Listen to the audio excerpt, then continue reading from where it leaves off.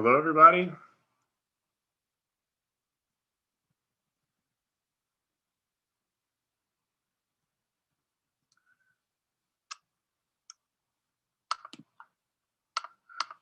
Hello, everybody out there. Can you hear us? Hello, everybody. Oh. Hello, everybody.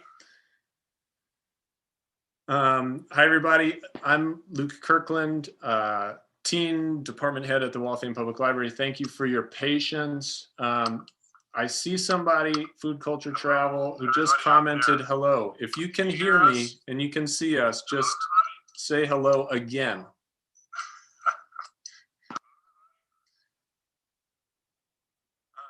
Hi, everybody. I'm Luke Kirkland, Teen Department Head at the Waltham Public Library. Thank you for your patience. This is so confusing. I see somebody, Food Culture. Okay, can you still hear me, everybody? All right. I had this is our first time ever doing YouTube Live, so thank you for rolling with this kickoff here. We're really excited to bring this event to you, and we're going to get things started. I know we're running a few minutes late, just trying to work out some kinks here. And oh my gosh, look at all these people there. It's so exciting to see all these names, these lovely familiar names. I have a weird delay between the YouTube that is running live and what is actually happening on my screen. And I had this other tab open that was the YouTube live video. And it was like that delay kept on making me say the same thing I had just said a few minutes ago. It's like time travel is what I'm trying to say. YouTube live is like time travel. All right, we are rolling here. Aaron, if you'll write a little comment in the comment, I will make you a moderator here. And so that I can get us rolling. Okay, I'm going to turn this over and stop talking. I'm going to turn this over to our Real Talk leader, who is going to kick this event off. Thank you for joining us. Alex, go for it. Thank you, and welcome to Real Talk. Real Talk is a conversation forum for youth and led by youth, held twice a month here in the Waltham Public Library, but right now we're doing a little virtual. My name is Alex, and I use the she series pronouns, and these are my co-leaders. Hey, my name is Felicia. I use the she series, and I'm currently a sophomore. Hi, I'm Christina. I use she, her, and hers, and I'm a senior. Hi, my name is Garcelle. I use she, her, and hers, and I'm a junior. Hi, my name is Iris, and I also use she, her, and I'm also a senior.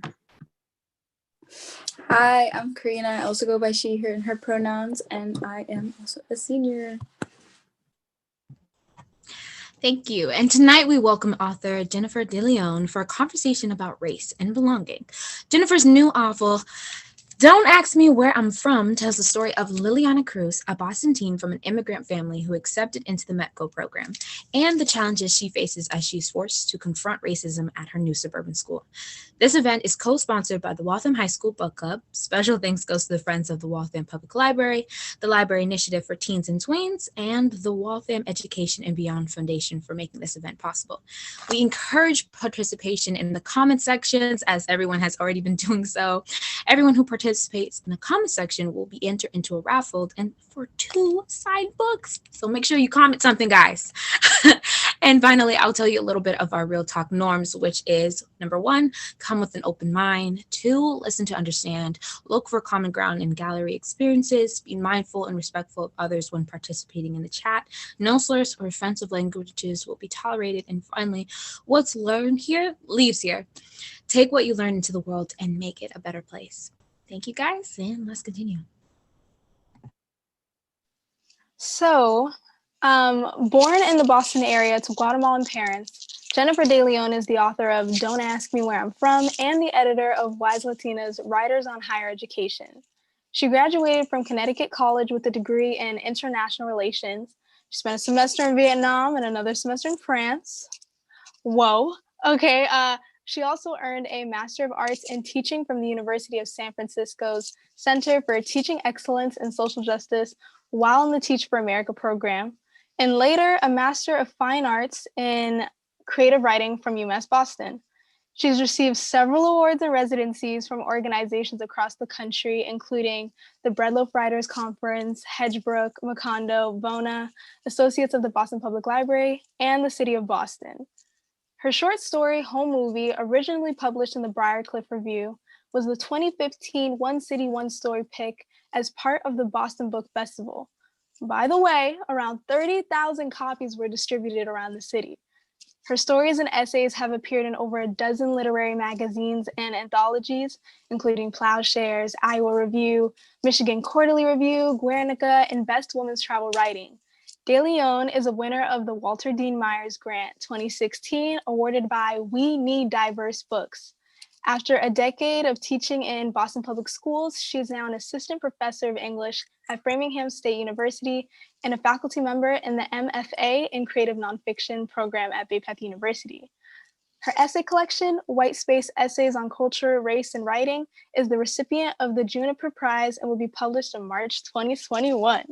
So, Jennifer, please tell us all about your book.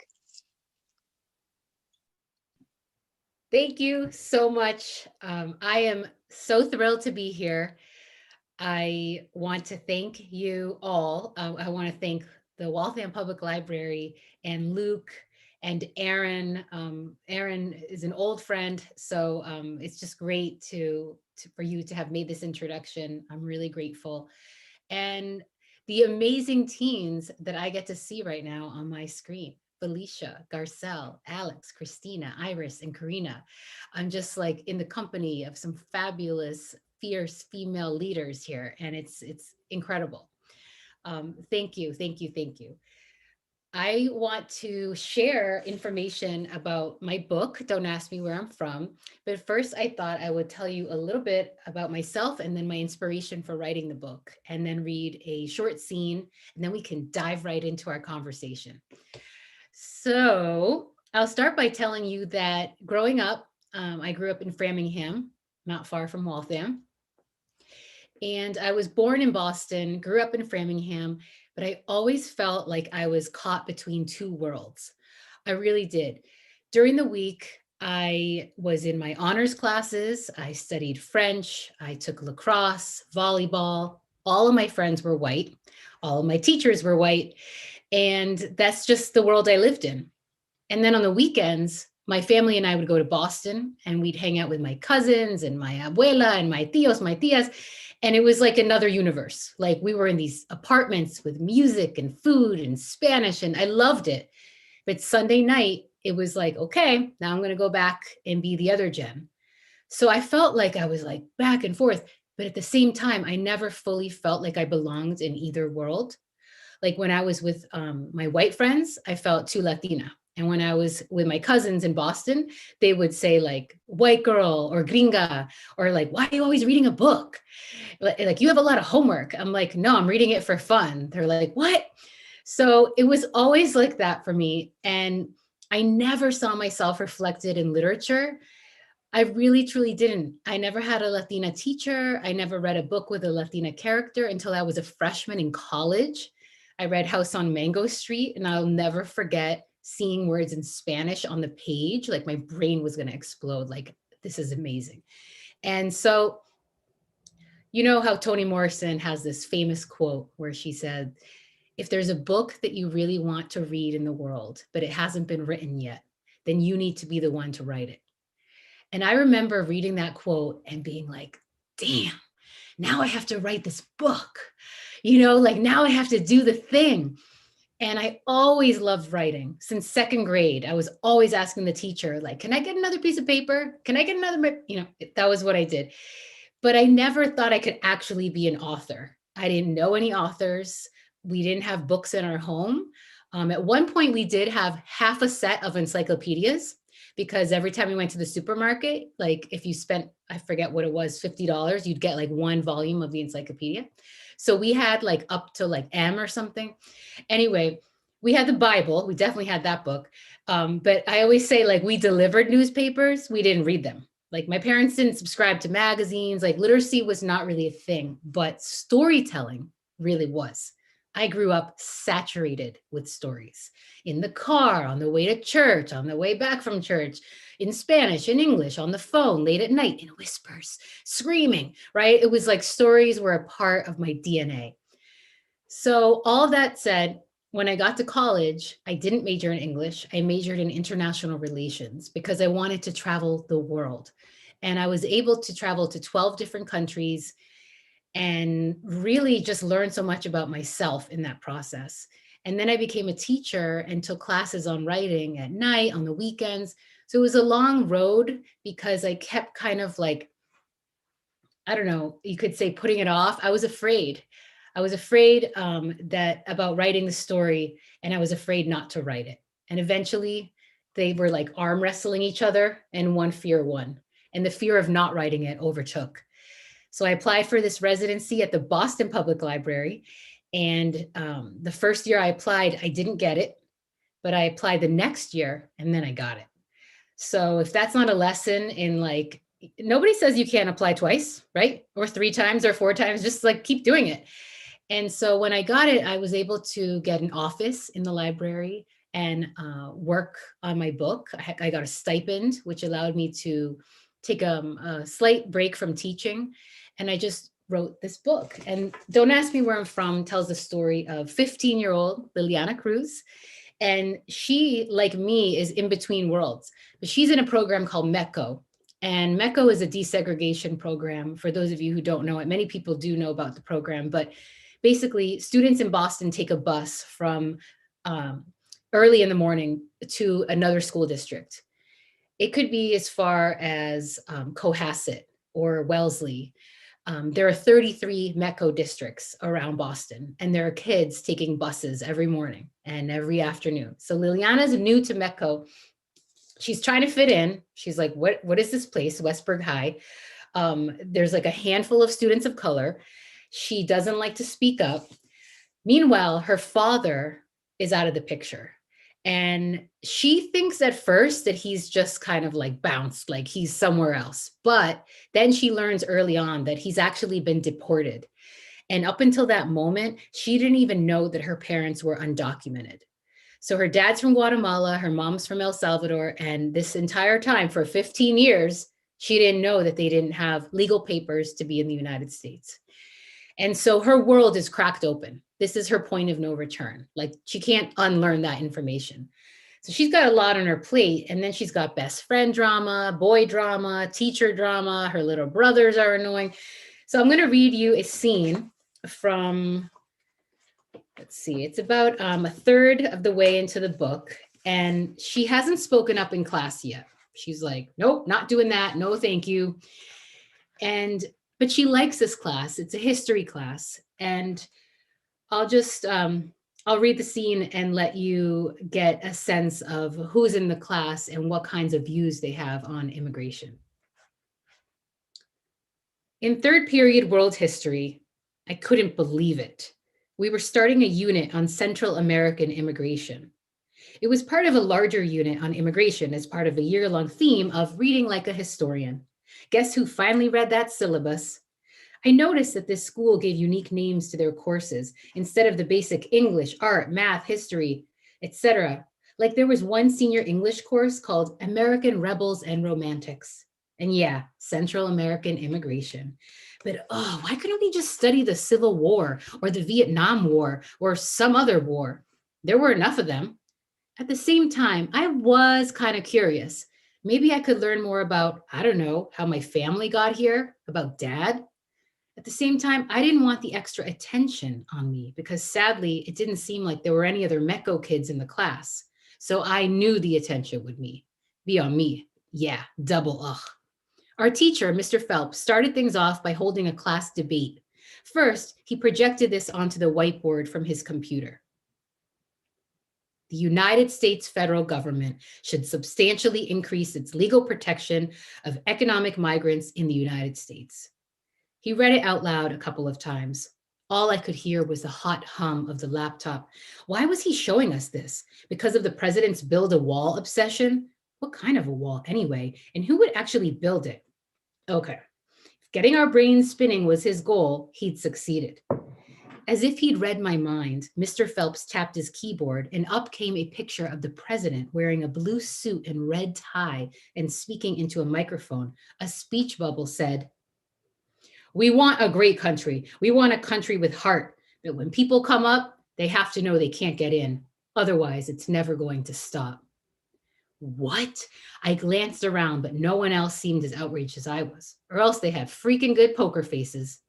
Next, Mr. Phelps played a short clip from a documentary about child migrants trying to flee Central America to the US by climbing cargo trains that traveled up through Honduras, El Salvador, Guatemala, and Mexico. In the clip, two teenage boys were lying on top of a massive train, the wind flattening their hair, the sun in their eyes, as they tried desperately to hang on tight as the train blasted through a tunnel and a mountain. I gasped out loud. The clip ended right before the train moved into the darkness. This time everyone moaned. Someone shouted, "Oh, come on, you can't do that. Play the rest of the video."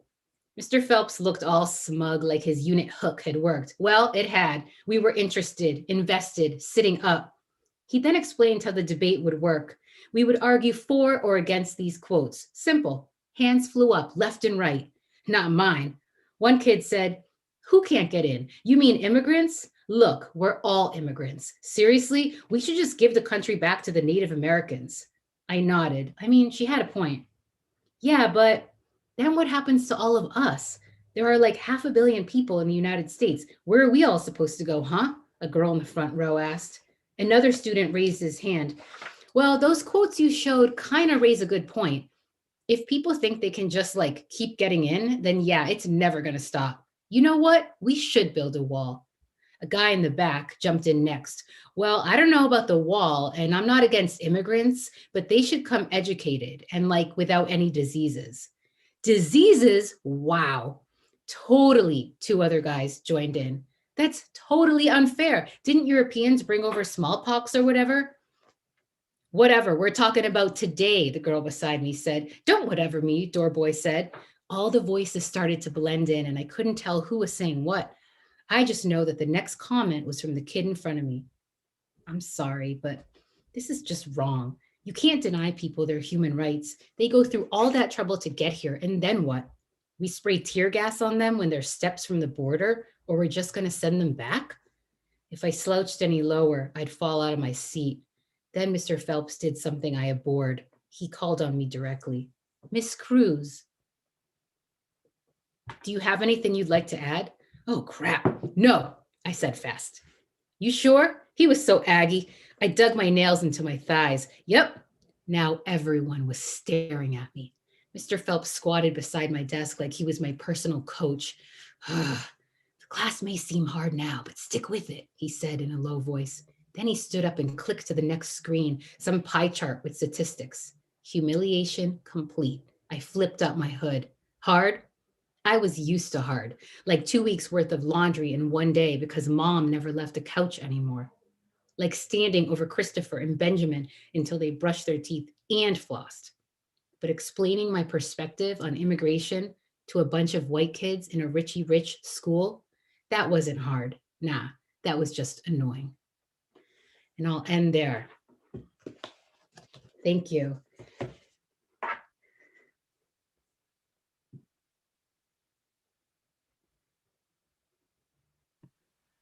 Amazing. Thank you so much, Jennifer. Okay, so we've got, for people who aren't familiar with Real Talk happens in the teen room of the Waltham Public Library. We gather our teen leaders here, and our teen leaders lead teens who show up as attendees in conversations about serious topics. And so we're trying to, this is normally an event that's just for teens in 6th to 12th grade. We don't invite adults because teens should have a safe space for them to talk amongst themselves about the issues that they're facing, right? It allows everybody to be honest. So this is the first time that we've ever opened up a real talk event to the public, and we're so excited that Jennifer is the reason for the season to make this, take this opportunity to open up our conversations to the broader community. And we're going to have a little bit of a Q&A right now, and just a conversation about themes in the book, about race and education and belonging in communities. And then we're going to replicate an activity that happens in the book that actually is something that we do in Real Talk called a culture walk. And finally, if you are posting, if you see me typing a little bit here and there, it looks mad rude, right? Because you're not supposed to be typing when you're in this forum.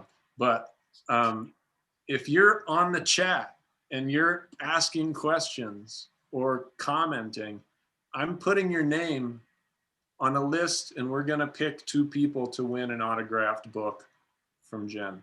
So that's what I'm doing when I'm typing rudely.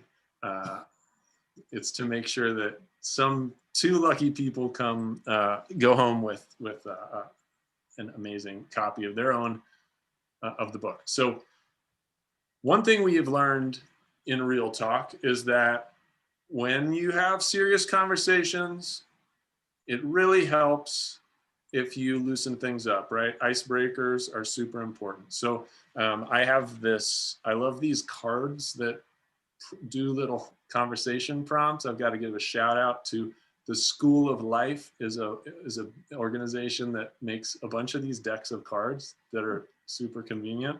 And I got this one recently that's called Digital Connections. So if you're out there and you're stuck at home Zooming all the time, check out this card deck. It's got cool experiences that you can have with other people. So for us to get loosened up and comfortable to have serious conversations, we're going to do this prompt on one of these cards, and everybody's got to bear with me because you have to get goofy, right? So we're going to pull a succession of faces at one another on the screen, okay? So I'm going to tell you, make a this face. And there are only 4 of them. We'll go through it, all right? Only 4 of them. And then we'll get started on the questions. Ready? All right. A very surprised face.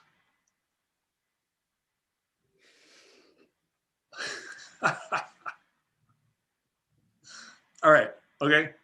Do a very horrified face. I think my surprised and horrified faces are too close. A very sad face.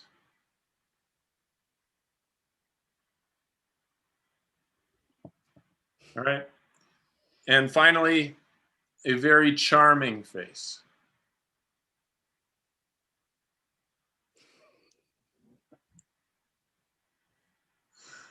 All right. Now that we're loose, I'm going to turn it over to the Real Talk team. Alex, you've got the first question. Again, if you are here and you're typing in the comments and you want a question asked of Jen, put it in the comments and we'll get to it. We'll do our best to get to it. So go ahead. Just want to say I ate every single one of y'all up in that faces. Anyways, the first question is, Jennifer, the main character Liliana, is she based off of someone you know, your experiences, and what was your high school experience like? Great questions. Well, I would say that Liliana is a composite character. She's got a little bit of me, a lot of my former students. I taught in Boston Public Schools for about 10 years.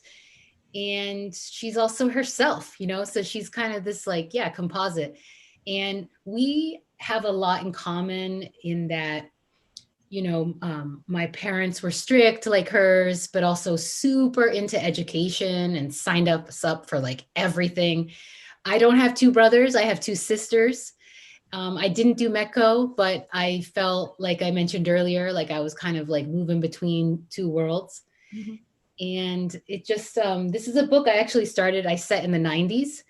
And I know, and an editor told me that that is technically historical fiction. And I thought, wow, I'm old. So she said, why don't you try making it contemporary? And I was like, okay, let me see. And then boom, Liliana came into the world. Perfect. Thank you. Right. So Jennifer, you answered a little bit of this, but I think I'm just curious to know, when did you start writing this book? How long did it take to finish and become published? I used to write short stories a lot more, and several of my stories had Liliana as a main character, but those stories were hard to publish. A lot of editors said, we like your writing, send us something else. This isn't right for us. And so I heard that as like, oh man, like this story sucks, or like they're not interested, but really what they were saying is, this is a slightly different market. This is young adult fiction. And I didn't really know that. Like, I didn't realize I was writing YA. So once I started doing that, like purposefully, I felt like I found my lane, and I'm comfortable here. I love lots of types of writing, but writing YA, I just feel like, maybe because deep inside I'm actually 14 years old. That's my spirit age. So I feel comfortable writing 14, 15, 16. And it took a couple of years to write the book, and then revise it. So all told, yeah, like 2 years. 2 years and Thank you. a lifetime. Yeah. Can I ask a follow-up to that? So you created this in part with support from We Need Diverse Books, is that right? Yes. So yeah. Which exists because there were not enough diverse books and not enough stories like this, and also authors like you. So can you talk a little bit about how that, like, is it improving, or what? Like, tell us about that. I'd be happy to talk about that. I mean, I applied for this residency to write the book in 2015, 2016, and that's right around the time that We Need Diverse Books had kind of taken off. I don't know if many people know this, but it started as a hashtag We Need Diverse Books, because people were, some writers were at a conference in New York, and they were like, what's going on? Like, where are all the, like, where's the diversity? And there were some statistics that had just been published that basically showed that in 2015, 73% of characters in books were white. 73%, and 2% Latinx, like 4% African American. I mean, they were really, really bad. And to the point where all of the characters of color combined were still not higher than the percentage of animals in children's books. So animals and cartoons had more real estate than people of color did on the page. And so that was crazy. So We Need Diverse Books is formed, and part of what they do is offer grants for writers. And I applied for one, and it was really, really pivotal, because it wasn't just the money. Like, I could put my son in daycare that summer so that I could write. That was amazing. But what was great too was like this, like, pat on the shoulder, like, you got this, like, finish the book, finish what you started. We're waiting for it. Your story matters, and you have readers. We'll be here. Just do it. And for me, that was what was so valuable from it. And Angie Thomas, actually, the author of The Hate You Give, she got that grant like the year before, and she used it to buy a new laptop, because she said that at the time she was keeping her laptop together with duct tape. And it just is like amazing how a couple $1,000s can really like change the trajectory of your life and your career. So I'm super grateful to them. And We Need Diverse Books has come a long way. The statistics have improved slightly, but they're still not great.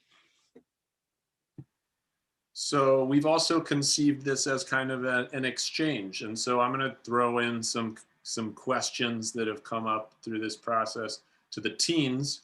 So this can also be a learning experience for everybody at home about, you know, the perspectives of youth in Waltham. So teen leaders, when was the first time where you read a book that you felt like told a story that really like represented something really important and essential about your life?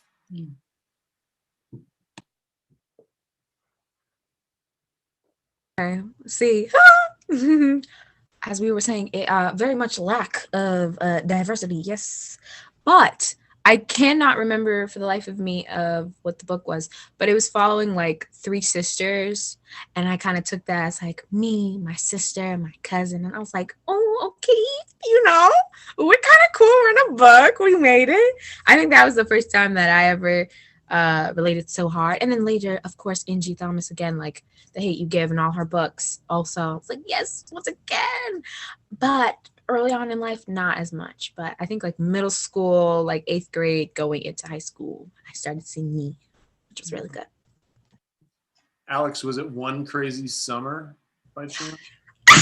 Okay, do you have that at the library? Actually, we'll Yes. talk afterwards. There's like there's the mom is a Black Panther, right? Yes. Yes, oh my goodness, yes. Yeah, Rita Williams Garcia. Yes, thank you. Oh my goodness. That was the one. Thank you. That's a good one. Anybody else? I'm gonna go with the house. We read The House on Mango Street in middle school, 7th grade, I think. Wow. I think it was 7th grade. I think that's probably one of the first books, especially like in school. I don't feel like we read a lot of like Latinx books in school at all. But I feel like that's really the first time that we kind of read something I guess I could kind of relate to in like a school setting. Mm-hmm, mm-hmm. Yeah, it's so powerful. You know, she wrote that book as a series of like prose poems, like the vignettes, because she was at the Iowa Writers Workshop and she was really tired of like people telling her like, no, that's not a good story. That's not really what literature is, all this nonsense. And so she went back to her apartment and she said that she wrote the pieces that would be House on Mango Street because she wanted to write something where no one else could tell her that she got it wrong. And I just always think about that. Like when I'm struggling, like, what do I write? What do I write? It's like, go deep into the truth. Like, what can you write where people can't tell you like, nope, that's not how it is. And that doesn't mean you're not going to revise and polish and all that, but what truth can you really sink into? And so I love that story that she shares about that. Iris, you had a good question. I feel like is a good next question to ask.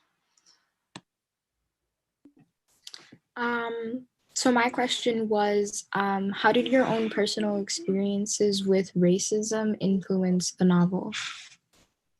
Ooh, all right, let's have some real talk here, okay? We just took our left turn. No, it's like, okay, I love this. This is why I wrote the book, you know, like to inspire these rich conversations. You know, I can't even tell you how many times people have asked me, where are you from? Where are you from? Where are you really from? And it's not that it's a bad question, right? It's how it's asked. If somebody asks me that and I say Framingham, like then they need to accept that answer, right? But by saying like, no, where are you really from? It's implying that like they're othering me and they're implying like that I don't belong here. I can't possibly have grown up in Framingham, you know?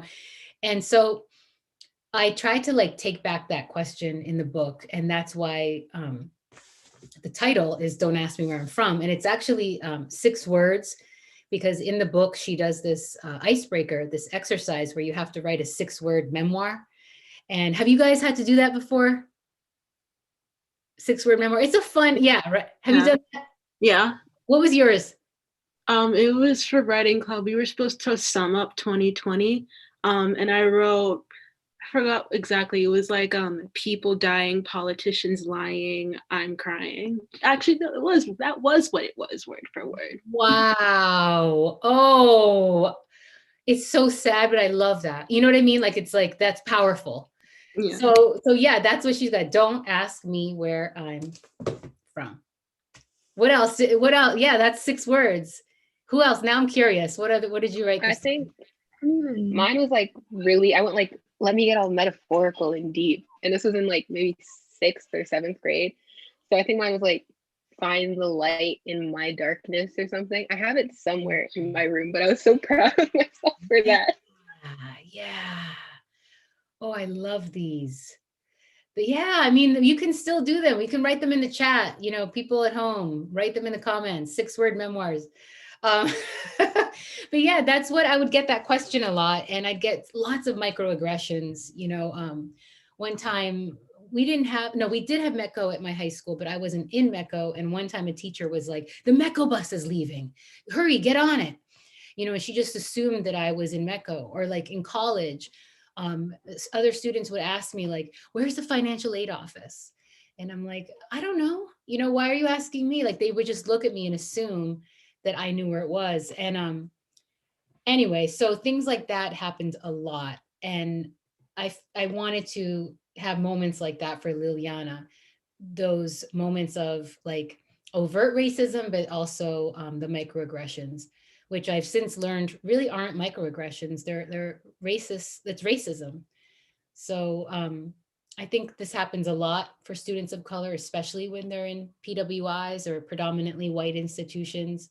And it can be a lot. It can be a lot to carry on your shoulders, and you're not really like talking to other people about it. And so I wanted to create that space. I mean, have you all experienced anything like that, either at the high school or maybe in clubs or outside of school? Real talk. Mm. Who's willing to share? I know it's like, is it safe enough to be brave enough? A time I faced a microaggression. Okay, this is really gross, but I knew this person who I was friends with who was white, and it was like a constant joke that anytime we had like met or spoke to or even seen another guy my age that was also Black, that I should date that other person because he assumed that like that was my type. So. Yep, there you go. Mm-hmm. Thank you for sharing that. I think people are trying to touch my luscious locks, you know, and it's like, why are you doing that? I'm not trying to touch your hair. I think that's a big one for me because, you know, I like to switch it up, right? One day I'll have some full locks, the other day I'll have some box braids. And it's just, I don't know, it's always been a big fascination, but the touching was always weird to me. And then also like, your insert positive, what's meant to be a positive affirmation for a like Black girl, Black person, da da da da, and you know. So, but I think sometimes I have trouble differentiating like microaggression. You know, they don't know what they're saying, and then, or was that overtly racist? You know, so yeah. I definitely feel like the whole thing with like the hair, and I remember like especially in like elementary school, my mom used to like really like tell me before like I went to school. She used to do my hair, so she was always like, I just remember like don't let anybody touch your hair. Nobody's supposed to touch your hair. Like really don't let anybody touch your hair. And I come home, my hair would be a mess because kids want to touch my hair. And then also I remember too, I don't know if this is more of like a microaggression or if this is just flat out like I remember in elementary school they used to like stick stuff in my hair just to like see if it would stay, and sometimes I'd come home and I'd kind of, my mom would be like, why is this in your hair? And I'm like, I don't know how it got there.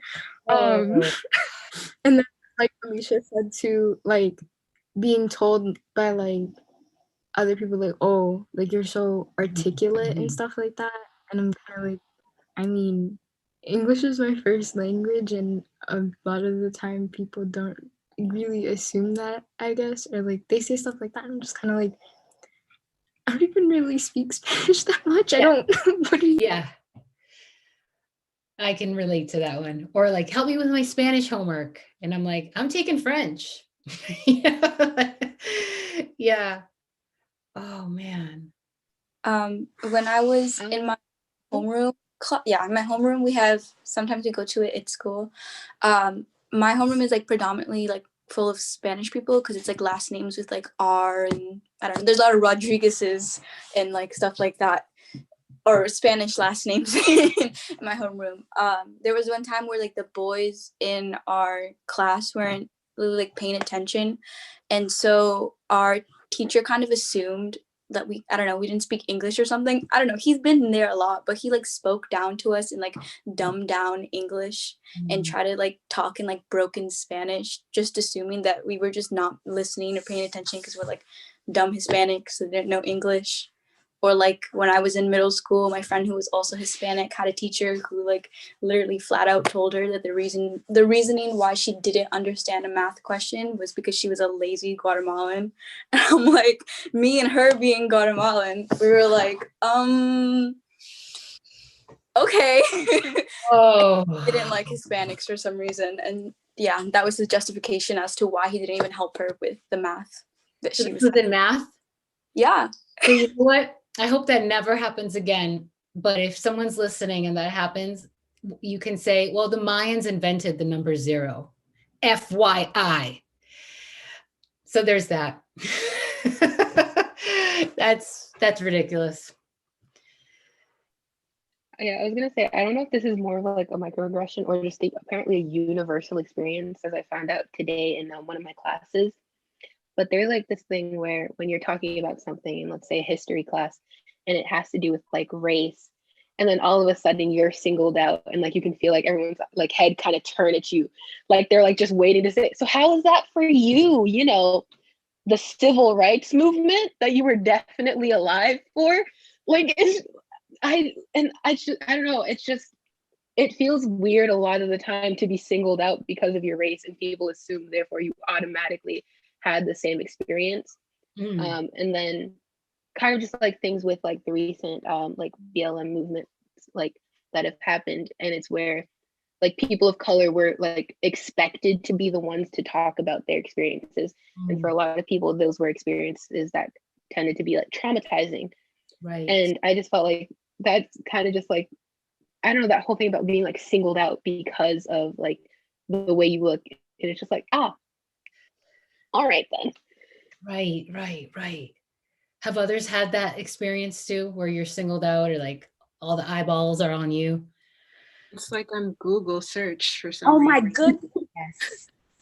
Ooh. I know I'm big brain, so normally that means in most of my classes I'm literally the only person of color. So usually when it's like a certain, I don't know, topic or something, or even if race is brought up, it's like, oh, she has to speak for this. She's the one. She's the child. When I just but yeah. I like what Christina said and what Felicia was saying. Just a lot of hey, I'm here, but I'm not the only one who could speak to this. Right. Yes. And that happens to Liliana, right? It's like, she's like, no, I don't want to like be the representative for my entire, group. And then once she does speak up, like somebody gets mad, and then it's like a whole thing. So she's like, see, this is why I just don't even bother. But I completely remember having that experience. I do think it's up to teachers and professors to not create a space where that happens, where you're kind of like counting on the person of color, the student, to teach or educate or inform like everybody else. It's like, no. Like we're all part of this. We're all a collective, and we're teaching and learning together. I want to say it gets better in college, but I think it depends. But I do think in general, there's a lot happening. I think teachers are trying, and they're reading, and I mean, I can't speak for all teachers, so I don't know, but this is a great discussion, and I'm grateful that everybody's willing to open up, like pull the curtain back a little bit, because I think a lot of people don't realize like what happens on the daily, like how if you absorb all of these microaggressions and you're code switching and you're constantly having to explain, that becomes a kind of trauma, like, and you're tired, it's fatigue. And it's something that we need to talk about more. So to state the obvious, we're like, you are our teen leaders having this conversation that's intense about race and education, right? So like, we probably have educators watching, or parents, adults, people who work with youth, who knows? What makes a safe space to talk about these issues, or what makes an opportunity for you to talk about these issues? Like, what's different between that and being singled out in a class? Does that make sense? Yeah. Right. I want to make sure that we're, turning the reflective lens at this that's happening as well, and not right. So like anyway, I'll leave it at that. Well, for me, I like having discussions with like people I know on this topic, and I like hearing what they have to say. But when the discussion feels like I'm like literally the only one giving you like the information. Like, you can literally be talking, like I've literally like talked to people about this stuff, and they're like not like fully like understanding it. And I'm like, they don't like understand like terms that I use, like microaggressions, white privilege, the statement ACAB, and stuff like that, and why like the statement all lives matter is like not okay when speaking about Black Lives Matter. And like they'll just be like completely confused, and sometimes they'll even take it to a point where like they'll disrespect me in some kind of way, which like is what makes me upset and eventually hostile, because it's like, okay, you're here trying to have a discussion on something with me, on something you don't even know about. Maybe do your own research first and then come back to me. Mm-hmm.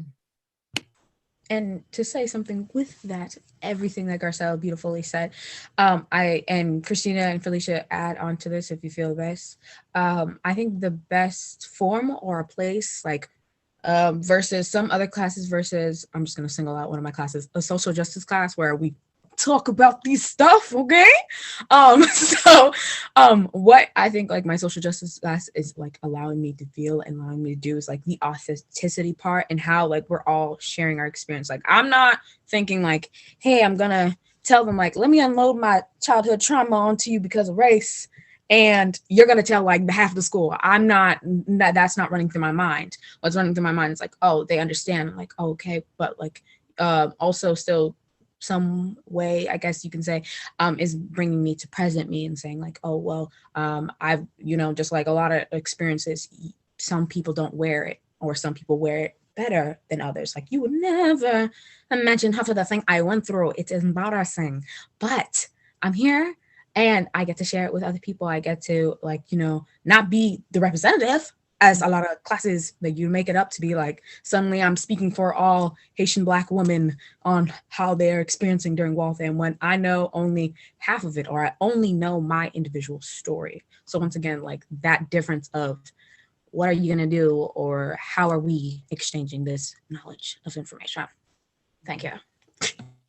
I think that's really Yeah. in those conversations that like people acknowledge that like, I feel like a lot of the time when I have those kinds of conversations, and when it's brought up in spaces that aren't like Alex said, when you're in specific classes where you're going to be talking about that, like I take ethnic studies, we're going to be talking about that. When you're outside of those spaces that like people like talking about or viewing you as then like speaking for all people that look like you, and then it's kind of like, well, I'm speaking from my experience, and of like I'm still also, my perspective on things is also still limited, but like you should be listening to multiple people's experiences, not just being like, hey, I know there's one person of color and this is what they say, so that's what I'm gonna go with and stuff. And also I wanted to point out too that like like people, like another way that like I guess a lot of kids of color like kind of get like really uncomfortable is when to like you're in those spaces where you're supposed to be having those conversations and you bring up your own experiences and other people are like, well, that's not racism or that's not that, or you're misinterpreting that situation. It's like, you're not in the situation, you weren't there. Like, we're not going to have the conversation if all you're going to do is sit there and continually invalidate all of my experiences. Mm-hmm. Mm-hmm. Yeah, it's definitely weird when people just like don't believe you just to not believe you. I don't know. But yeah, to add on to like, I think Iris touched on it a little bit, like with social justice, right? I'm in that class with Alex and Christina. It definitely helps that everyone in that class like signed up for it, so they knew like what they're getting themselves into ahead of time. So like, of course, they're all willing to have that conversation. But when like the space doesn't look like that, right? And let's just say it's regular schmegular social studies, right? And it's like, okay, we're gonna be having a discussion on race or whatever. It's almost like a internal like tug of war with yourself, because it really is the most vulnerable thing to talk about race. Like there can be a lot of trauma surrounding that, and it's like you went in like, okay, we're gonna be having a discussion and conversation about race, and then let's say I choose to, you know, say a little something, and then nobody else speaks after me, and it's like, okay, take my experience with you guys. Like, it's just so awkward. Like, there have been many times where I went in thinking like, okay, we're gonna do this. Like, we're gonna have an open conversation. Everybody's gonna pitch in and like give their perspectives, but not make generalizations. And then I'm the only one that says something. It's like, okay, I'm in all of your minds right now. Cool. But yeah, that's just my experience. So you've made yourself vulnerable, and then it's like it's just there, and like no one's kind of like given feedback or interaction, and so you feel like they're taking versus it being a kind of collaboration, a learning experience, maybe. I don't know if that's what you're describing, Felicia. No, yeah, 100%. Because like with those same spaces, it's like be ready to teach, but also be ready to learn.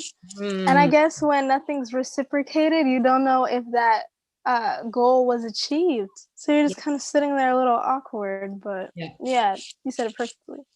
Yeah, no, it's so many thoughts are flying through my head. One is, have you all seen that TED Talk by Chimamanda Adichie, Danger of the Single Story?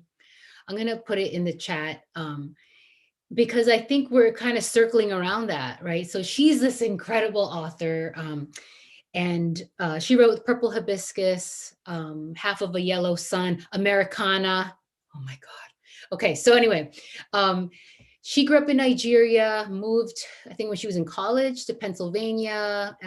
Anyway, she does this TED Talk, and it's called The Danger of the Single Story. And her whole message there is like, don't expect me to speak for every Nigerian on the planet, but also like take my story as one of many stories, so that every story you're hearing is just like another one and another one. It's not like that's the one story about Nigerians or the one story about Mexicans or the one story about Puerto Ricans, you know. And I think that's also like why I wanted to write this book, is because the media was telling this one dominant narrative about immigrants and crossing the US-Mexico border.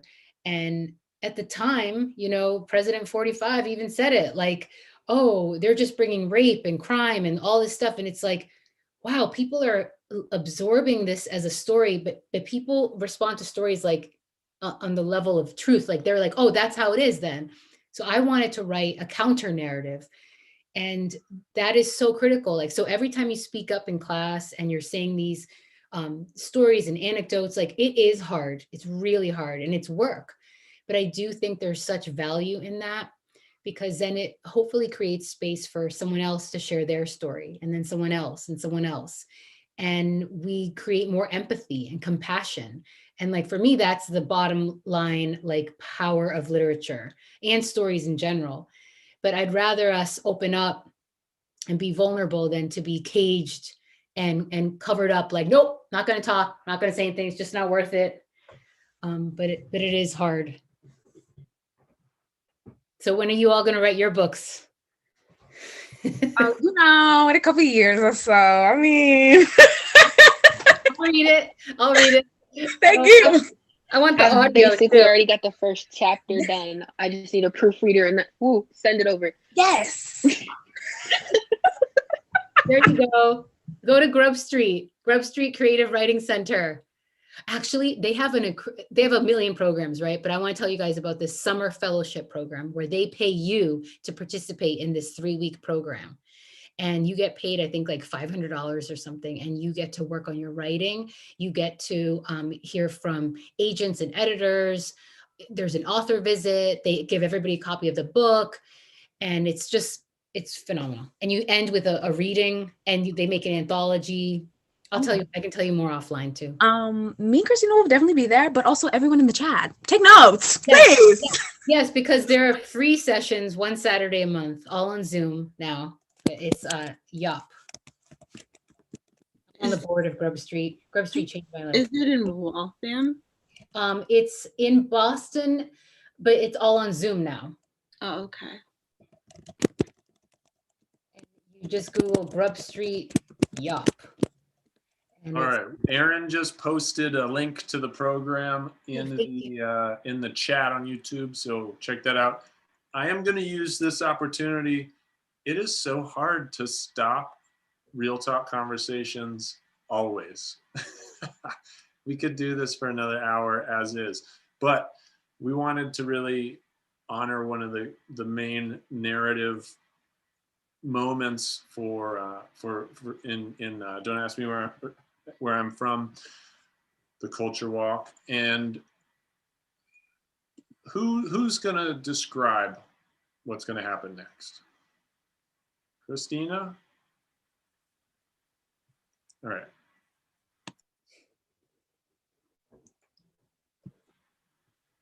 We got a form. Hey, how you doing?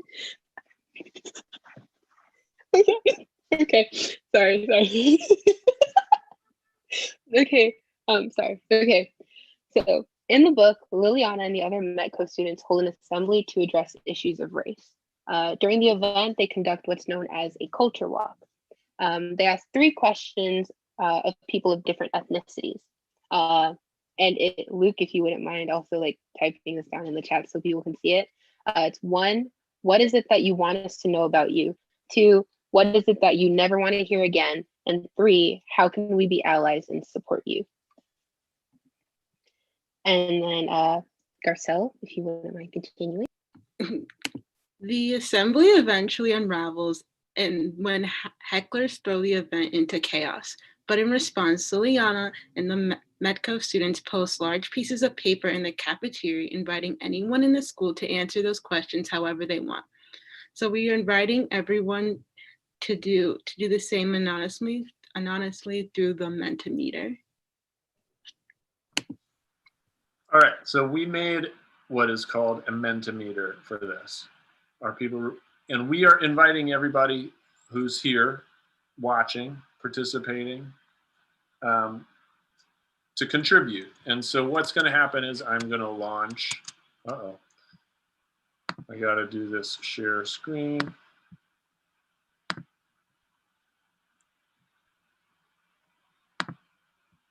Okay. Are we seeing this, team? Yeah? Okay. Yep. So at the top of that screen, you'll see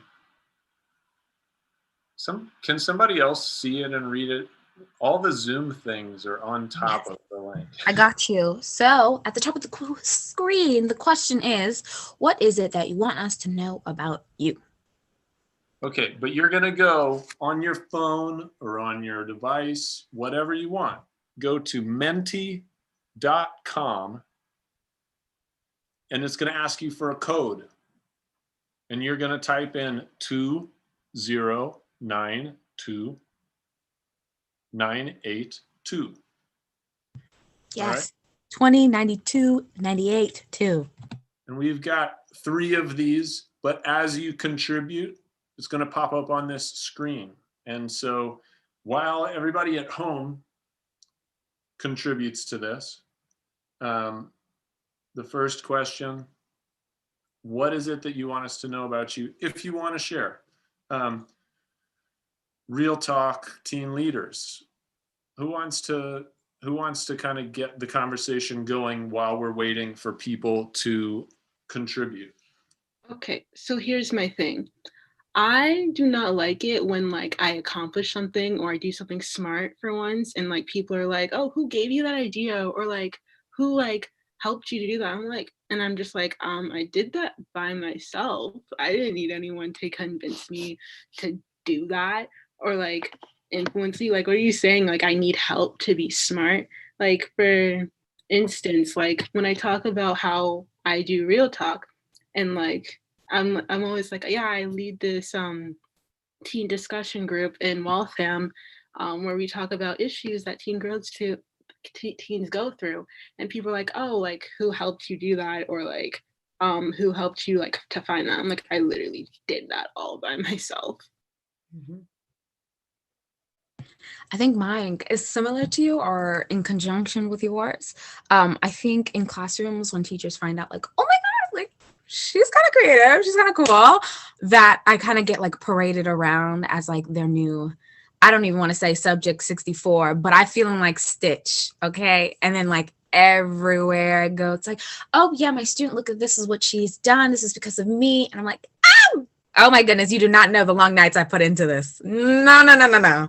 So that little like, yeah, tokenism, I believe is like the right word. Mm-mm.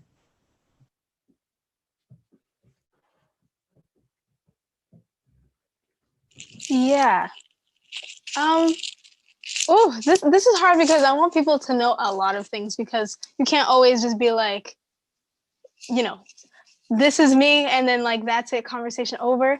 So I don't know. I want people to know that I'm a smart gal, right? That I'm creative and that's nobody else's doing but my own. And I think I take a lot of like I work on my mindset a lot. Like as of recently, like I'm really like into the whole idea of like I don't need to be extraordinary and I don't need to be the best at something, but I just need to be like even a little bit better than how I was before.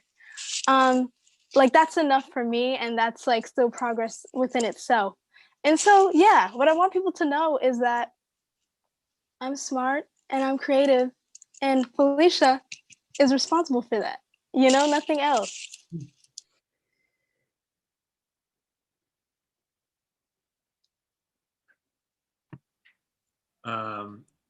Oh, that comment, I have a hard time forming my thoughts into words, thus makes me sound dumb and I get embarrassed. I relate to that. Jen, do you have any contribution? We want to make sure that we're hearing from the Yeah, author or guest. sure. I mean, oh wow, this one that just popped up. I've always had a hard time connecting with my ethnic identity in my honors classes. I relate to that one too. And you know, one thing I would say is like we learn how to compartmentalize a lot of our identities and when to like turn one down, you know, and when to light one up depending on the spaces we're in. And for me, school was a place where I turned down the dial on my ethnicity.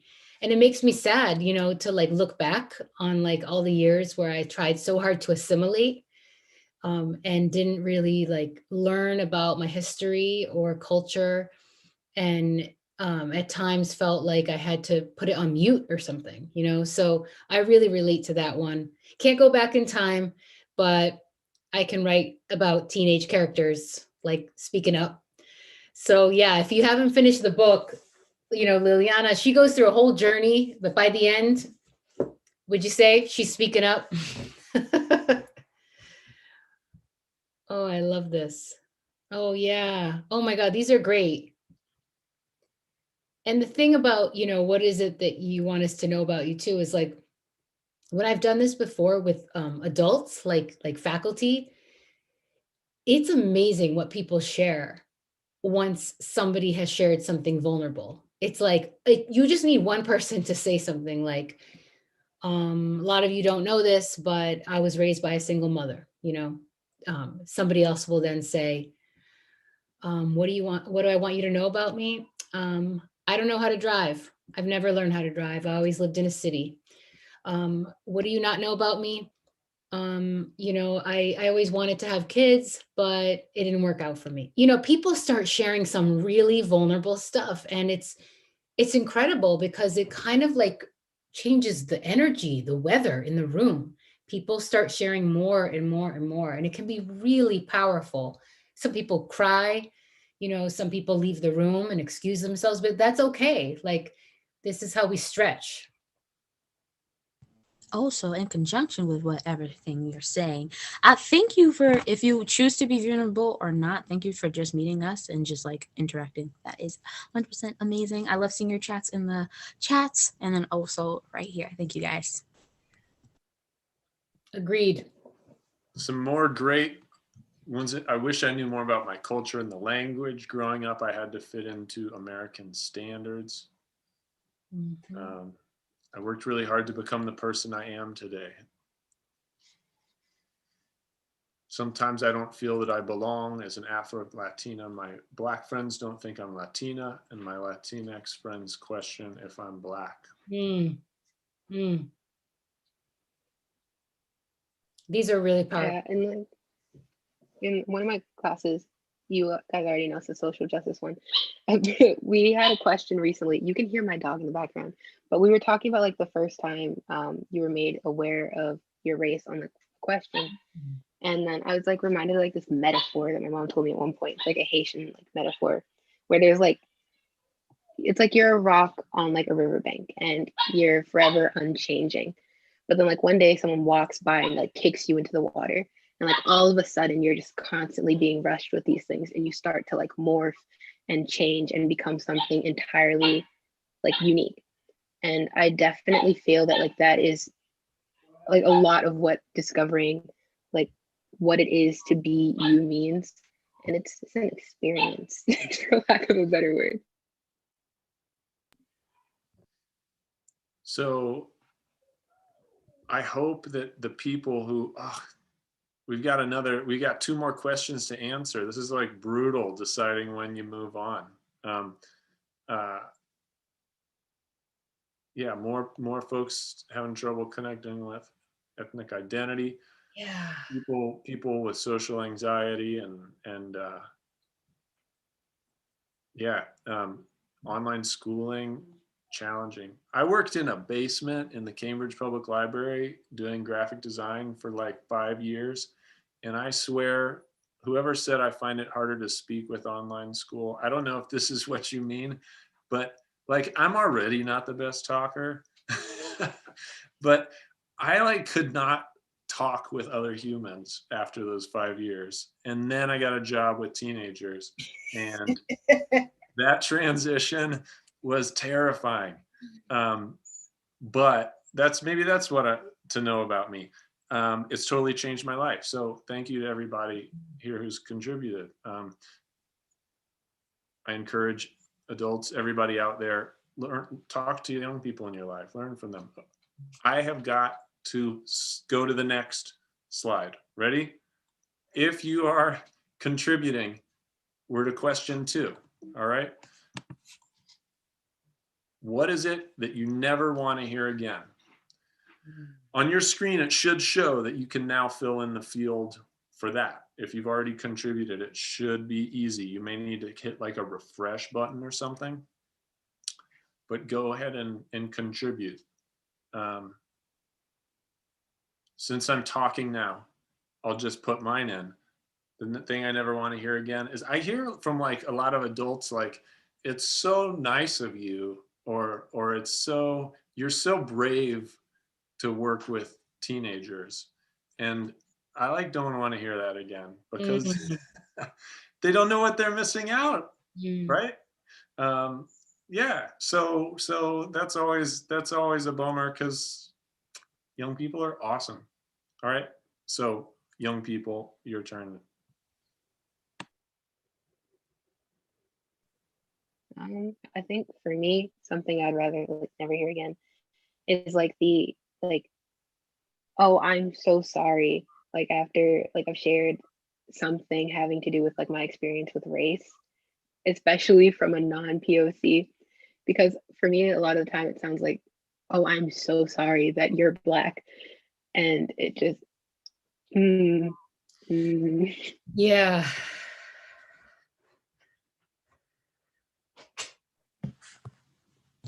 Okay, I kind of have a couple in my mind, but what caught my eye on the screen right here is that your real hair, baby? Whether it's my real hair now, compliment and let's move, okay?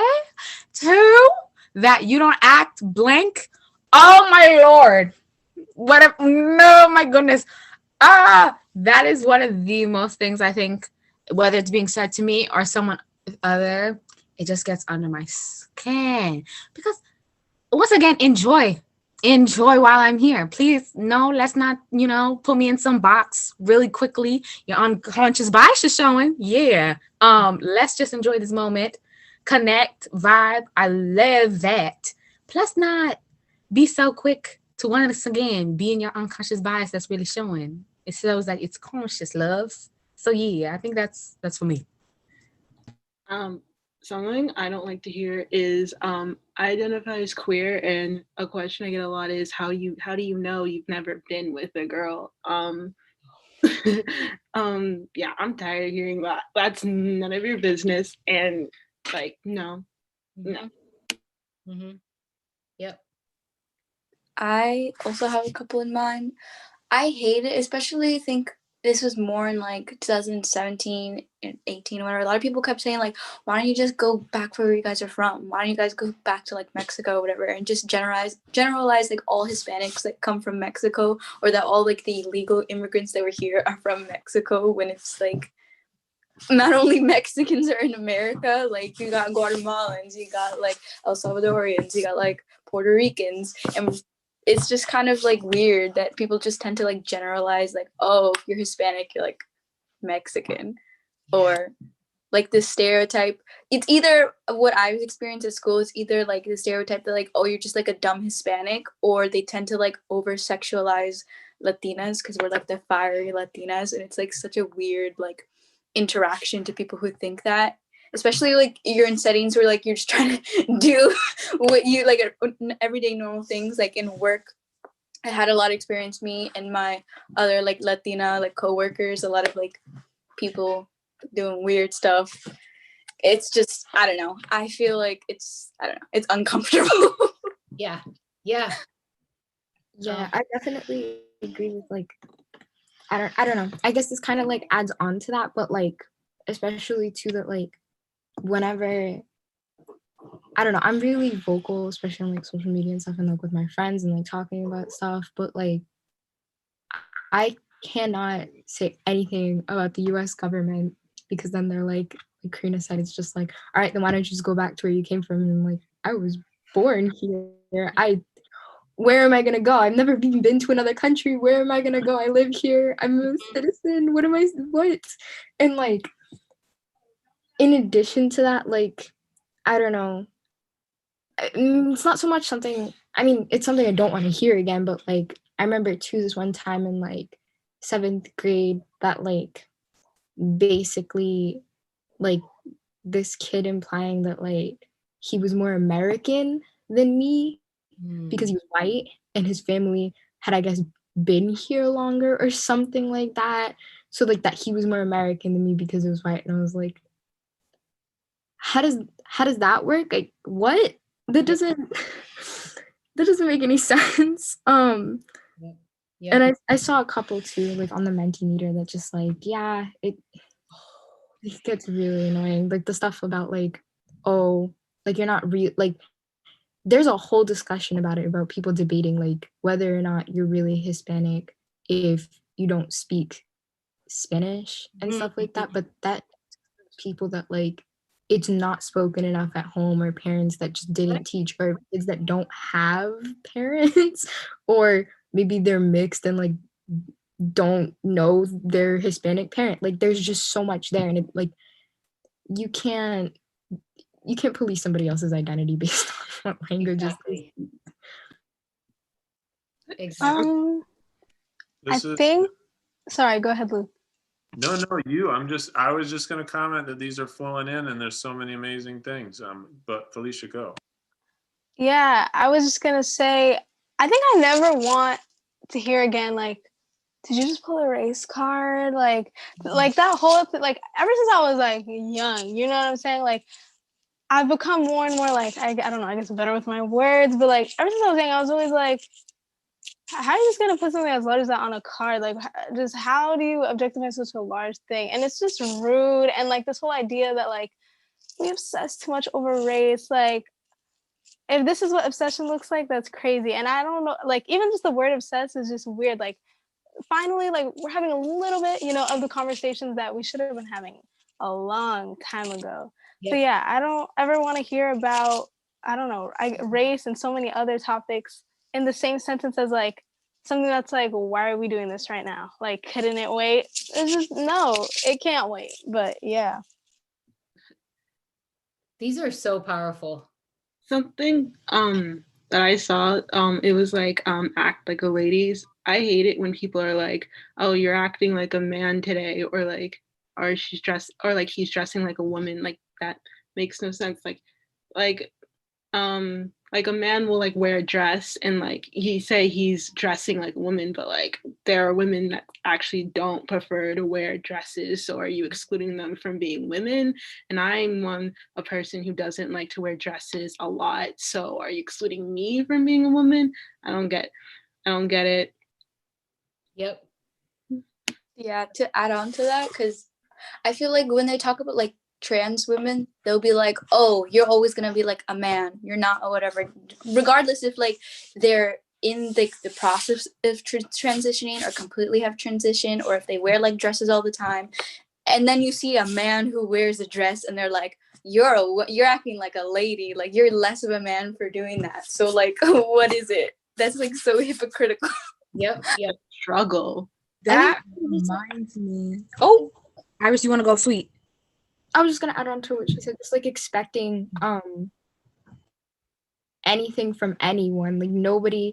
I think also. Oh, this reminds me. The Four Freedoms thing.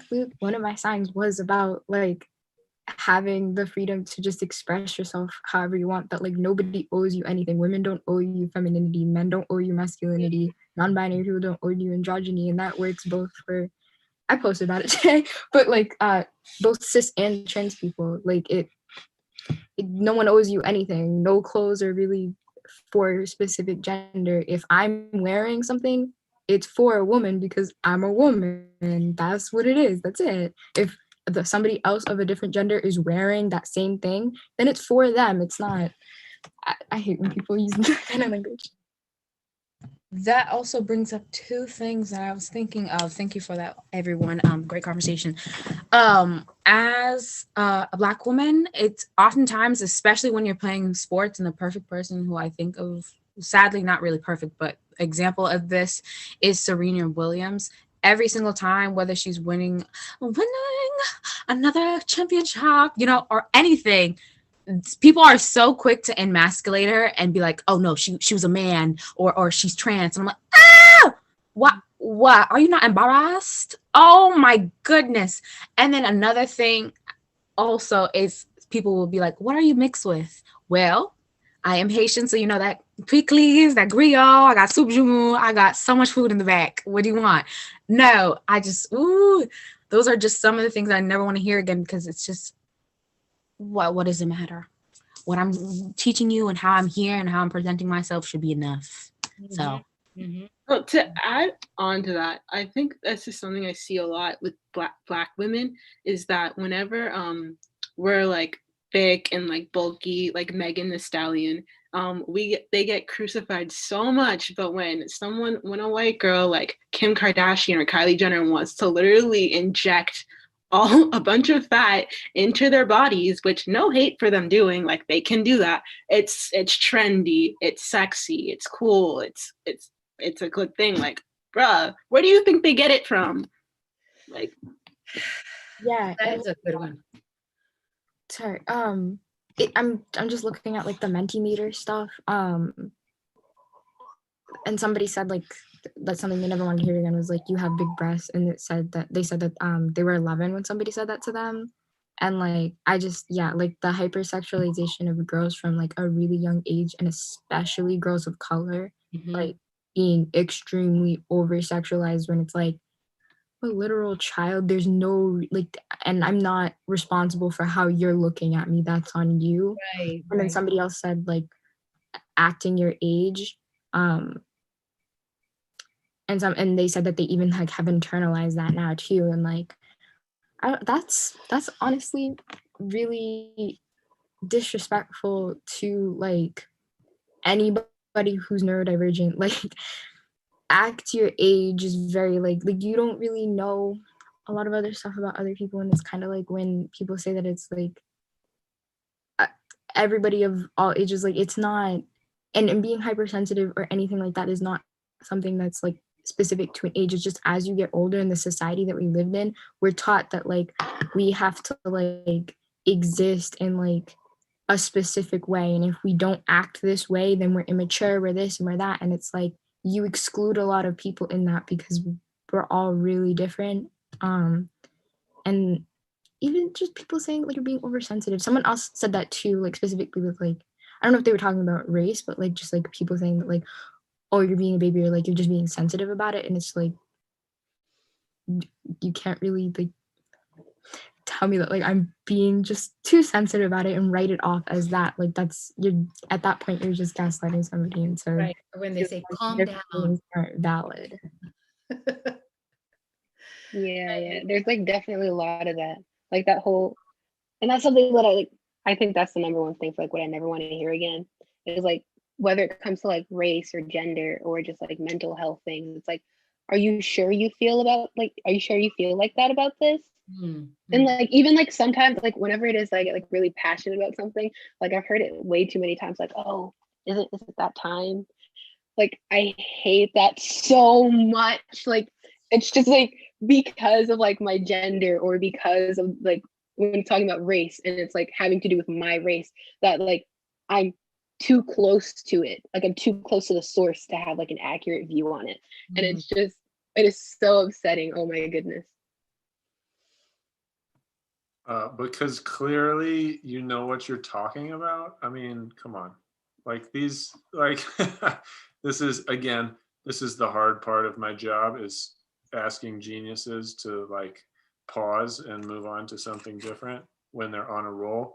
Oh, okay. I see Iris is like pointing at me before we transition to the third question. Go. Somebody said girls being expected to look like literal children. Let's go. Let's talk about this. Yes, but please, because oh my god, I personally do not choose to shave all of my body hair, and even from my own family, I've gotten the most hate from them. I'm just like, why is it okay if men do not want to shave their body hair, but I have to and I don't have a choice? I don't, that's money to spend on razors and stuff like that, and a lot of that's painful. There's so many problems with that, and it's my body. But that like women, it's I don't know how else to explain it, but just pedophilia culture. I forget, there's also like a lot of studies that have been done about like men's preferred age groups as they get older, and how that stays pretty much within the 20s, and they want younger women. A lot of the beauty standards for women, you literally need to look like a child. You can't have anything showing age, like acne or wrinkles, stretch marks, cellulite, anything like that. You need to be completely baby smooth. You need to look like a child. They want innocence. If women are sexually promiscuous, or even if they're not sexually promiscuous and they just had sex like once in their entire life with one person, they're like, no, she's for the streets, saying stuff like that, where like women, their view of women is just so tainted by the idea that like women aren't like all innocent and stuff like that, literally like children, or that women won't follow them and like just agree with them on everything and like be submissive to them in the way that children are. Men don't want a partner, they want a child, they want a whole child. I want to add to that and just be unlearn to relearn everything that you know about, whether that is yourself, because I know a lot of what we're saying, some people like, what, something you never want to hear again. Unlearn it. I know it's going to take some time. Maybe you want to do a journal prompt. Maybe you want to do that activity that you did when you were younger. I don't know. Is that arts? Is that puzzle piecing? that actually sounds really good right now. But do whatever you did when you were younger and allow yourself to do it. And if you're a young woman, actually any young adults right here, look at me. We're here together.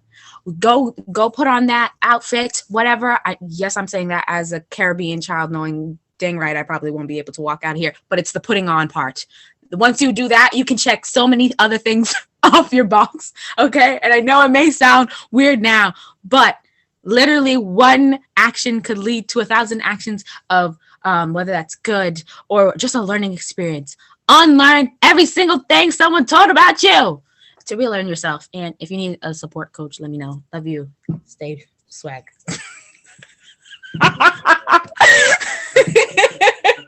I need, like, is there a video emoji of just like the mind blown head or the mic You mean a drop? GIF? Just like make. Luke, have you heard of the internet?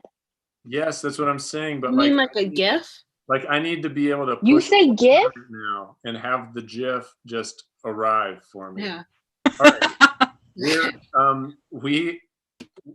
We're trying to wrap up this time. So hey, we're still learning. Quick, everybody who's out there, how can we be allies and support you? All right, you already have a lot of content to work on. Alex's speech right there was on point. There was some advice. What else? Quick, type it in, and we're going to wrap things up after this.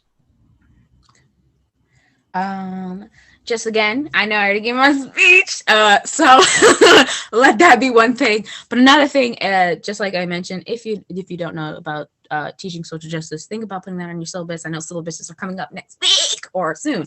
Try to put that in, and then that just brings me to my final thought of sort of following your soul tribe. I think with this someone help me. What are we in? Pandemic. Thank you. It's okay. You'll get it eventually. I know. Eventually. I've just completely kicked that from my definitions and make a vocabulary, but I know during right now is the perfect time to once again unlearn things that people have taught you, and having a group to do that with, whether that's like you guys plan some things or even just like once in a while calling. Like Christina is my 100% advocate for me just randomly calling her at all times of the day and just spilling. And sometimes you need to do that, but also ask if the person is like mentally ready for that. I always do that, and that's a little tip that I do. But yeah, love you guys. Stay swag. Yeah. And I also want to like entirely advocate for like the social justice class, because like even if it's not like taking a social justice class, which is really helpful and you guys should do it, I think it's just kind of like the atmosphere that like being in that class creates, like emphasizing using I language, like we were talking earlier about like the generation, like the generalization of like one person's story. And so things like that, like using like in my experience, or like I saw this, like things like that, I think are just really important. And also I just want to say, I'm seeing a lot of like really good things like come up in the mentee, and I really like just everything that's happening. You guys are so great. Oh my goodness. Yes. Okay, quick. Any other teen leaders have recommendations? And then I want to have Jen kind of, wrap us up with some of her advice based on her experience with the book, the stories in the book, her life experience. Iris, I think you had unmuted yourself. I did. Hi. Yeah. I'm seeing a lot of it, and it probably just gonna be saying whatever's there, but like listening to people when they were talking about their experiencing what they're experiencing and what they have experienced, and like not expecting any person from any minority group that you just know to like be doing that work for you. Like I think Jennifer had like mentioned it, like about like that being work, like sitting there and talking about your experiences and explaining these things to other people, like that takes a mental toll that's hard to do. And if you're not a person of color and you're expecting that of your friends that are of color, like don't if you're like cis het and you are expecting that of your LGBTQ plus friends, like don't, like there are plenty of people out there that are vocal. I'm one of those people.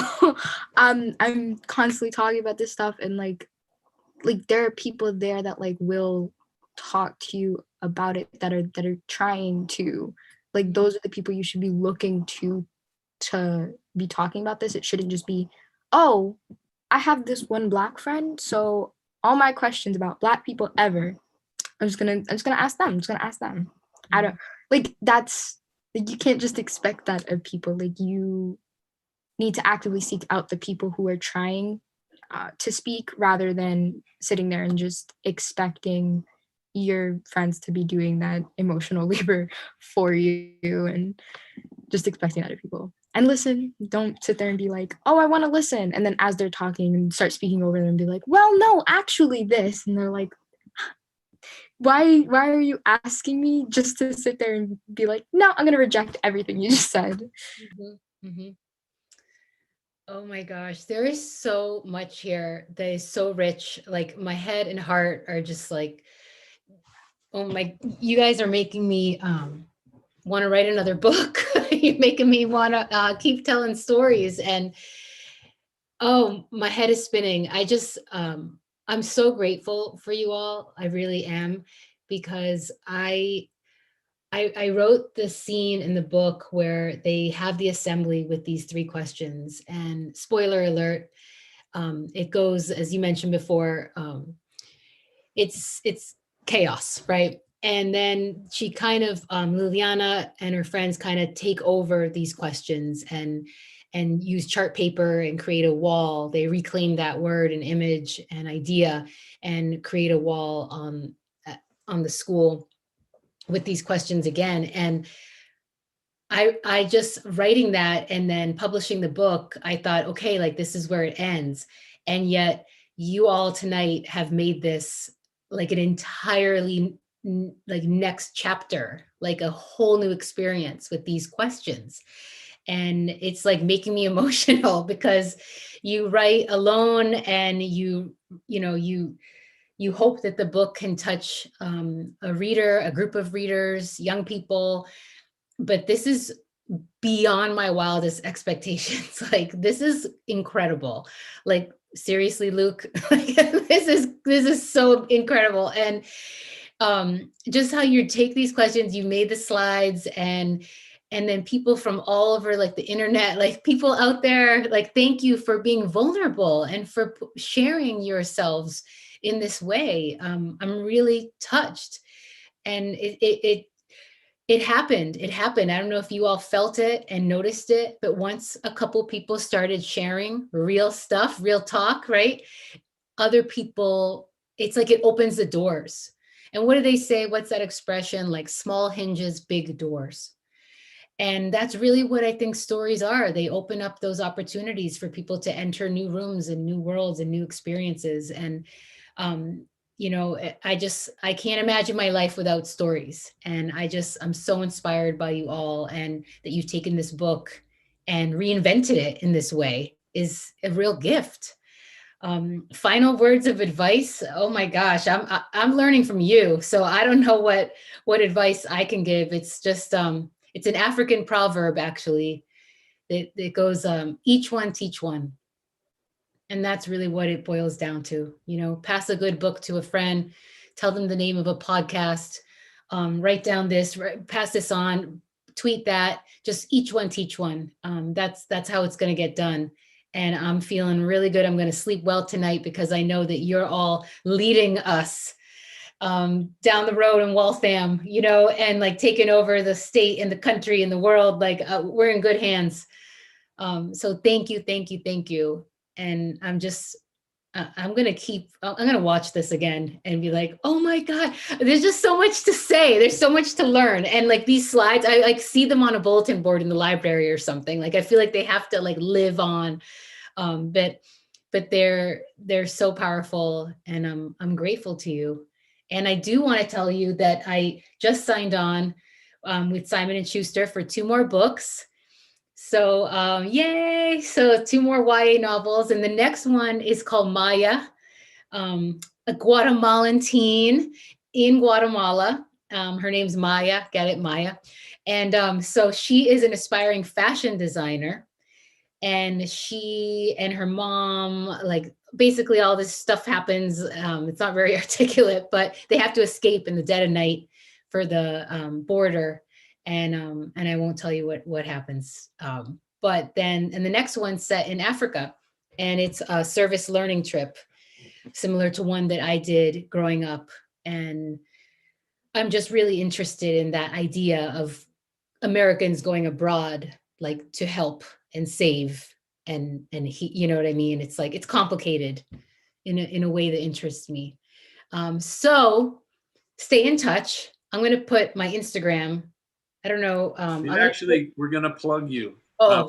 Great. Yes, totally. We're going to spin the wheel to pick Yes. the winners of the books. And hold on, I have to do some sharing, some screen sharing. Okay, I've been adding, doing my typing. Can you see? Oh, wow. Wow. We have so many people who participated. So some people had to leave. And I know that there are some teachers who brought students and who participated. I'm going to click to spin. Here's the first winner. Ooh. Lindsay. All right. So, Lindsay, if you are here, I'm going to put an email address up next that you can email me. And if you're not here, I'm going to track you down. All right? I know, right? That's yeah. It's You like, really went on like Liam Neeson, just like, I will find you. Yeah, I'm the finder. it's one of my particular skills, right? Mhm. Okay, here's the other one. Ooh. Oh, Tony. Woo!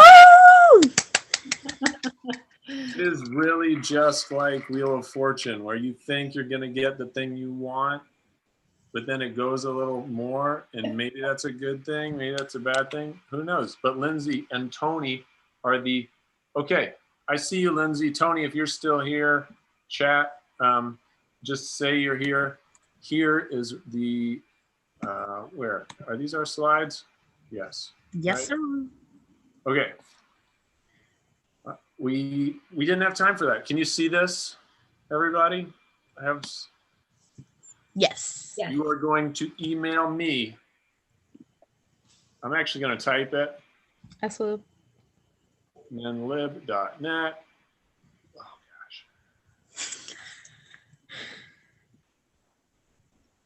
This is the most exciting thing ever when somebody's typing while they're presenting. Okay. So don't be too sad if you don't get your own personal signed copy. We still do have some copies at the Waltham Public Library. And feel free to check them up by next week. Yes, and also at Waltham High School, talk to Miss T. Okay, Karina, you gonna take us out? Yep. Okay. So finally, if you're a teen in Waltham, our next Real Talk will be our Black History Month celebration on February 8th, featuring guest performer Andrine Perry Saint. Follow and DM at Watch City Teens or at Real Talk Waltham on Instagram for a link. You can find out more about Jennifer on her website. Are you gonna link that? Oh, it's in the slides, right? It's the first one. Or by following her at DeliGen on Instagram. Of course, buy her book or, check it out at the library or read her book. It's 10 out of 10. And thank you, Jennifer, for joining us. It's completely my pleasure. Thank you. Thank you. And what else do we have? Okay, follow us. These are the Instagram handles that you can follow us on. Real Talk Waltham or Watch City Teens. That's it. Okay, so finally, we always say the real talk happens after real talk, right? It's like it takes 2 hours to get warmed up, and then we get super deep in the real world when we're physically in the room. This went really a lot longer than we were trying to, and we're so excited that so many people stuck around to watch. Thank you so much, Jennifer. We're so excited to have this conversation and to read your novels that are apparently like, sounds like they're already done. So looking forward to that. And yeah, just thank you so much for everybody's participation, for coming and viewing.